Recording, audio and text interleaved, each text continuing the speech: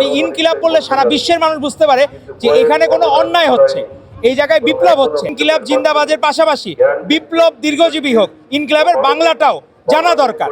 পরবর্তী প্রজন্ম যাতে জানে আমরা কেন ইনকিলাব জিন্দাবাদ বলি, পাশাপাশি এটার যে একটা সুন্দর বাংলা আছে সেটা যাতে আমরা জানি, এবং বাংলা ভাষাকে আমরা ধারণ করতে হবে আমাদের কাজের মাধ্যমে।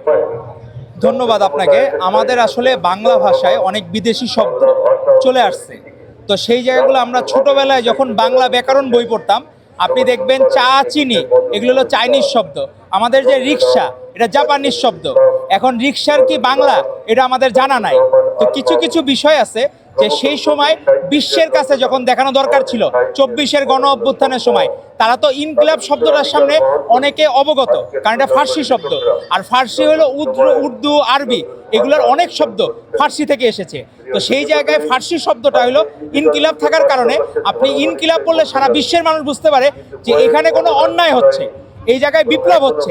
সেই জন্য 24-এর গণ অভ্যুত্থানে আমরা সেই জায়গায় বিপ্লবের চেতনাকে ধারণ করার জন্য ইনকিলাব শব্দটা ব্যবহার করা হয়েছে। এখন ইনকিলাবের যদি বিকল্প ভালো কোনো শব্দ থাকে, আমি সেটা ব্যবহার করতে কেন দ্বিধাবোধ করব? ইনকিলাব বলবো। পাশাপাশি আমাদের একজন প্রবীণ নেতা উনি বলেছেন যে সেই জায়গায় ইনকিলাব কেন বলে জেনজি, সেই জায়গায় তার আসলে বক্তব্য আমার মনে হয় আরেকটু ক্লিয়ার করা উচিত ছিল যে জেনজি ইনকিলাব জিন্দাবাদের পাশাপাশি বিপ্লব দীর্ঘজীবী হোক, ইনকিলাবের বাংলাটাও জানা দরকার।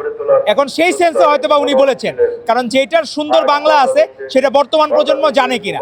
অনেক বিষয় আছে, যেমন আমরা আমাদের স্লোগান হচ্ছে বাংলাদেশ জিন্দাবাদ, সেই জায়গায় অনেক সময় স্লোগানের খাতিরে যেমন বিপ্লব দীর্ঘজীবী হোক জিন্দাবাদ, সেটা হয়তো বা এরকম সুইটেবল হয় না, সেই জন্য ইনকিলাবটা ইউজ করা হয়। আবার অনেকে দেখলাম অমিতাভ বচ্চনের মুভিতেও ইনকিলাব শব্দটা দেখা গেলো ইনকিলাব জিন্দাবাদ বলে স্লোগান দেয়। তো বিষয়টা হয়ে গেছে, আজকে যেহেতু আমাদের ভাষার মাস, এই 21শে ফেব্রুয়ারিকে আমরা যেভাবে হৃদয়ে ধারণ করি আন্তর্জাতিক মাতৃভাষা দিবস, কারণ ভাষার জন্য কোনো জাতি রক্ত দেয় নাই, আমরাই একমাত্র বাংলাদেশ যারা ভাষার জন্য রক্ত দিয়েছি। তো এই বাংলাদেশের জাতি হিসাবে আমরা যে গর্ববোধ করি, সেই গর্ববোধের জায়গায় ইনকিলাব জিন্দাবাদ আমরা বলবো। পাশাপাশি আমাদের এইটাও জানতে হবে যে বিপ্লব দীর্ঘজীবী হোক, তো সেটা আমাদের মনে রাখতে হবে। জেনজিজের উদ্দেশ্যে আমাদের একজন প্রবীণ নেতা যিনি বলেছেন, উনি হয়তো বা লাইনটা ইনকমপ্লিট রেখেছেন। পরবর্তী প্রজন্ম যাতে জানে আমরা কেন ইনকিলাব জিন্দাবাদ বলি, পাশাপাশি এটার যে একটা সুন্দর বাংলা আছে সেটা যাতে আমরা জানি, এবং বাংলা ভাষাকে আমরা ধারণ করতে হবে আমাদের কাজের মাধ্যমে। আমরা দেখি অনেকে কথার মধ্যে যে অনেক সময় বাংলিশ হয়ে যায়, বাংলাও বলে ইংলিশও বলে, তো এরকম যাতে না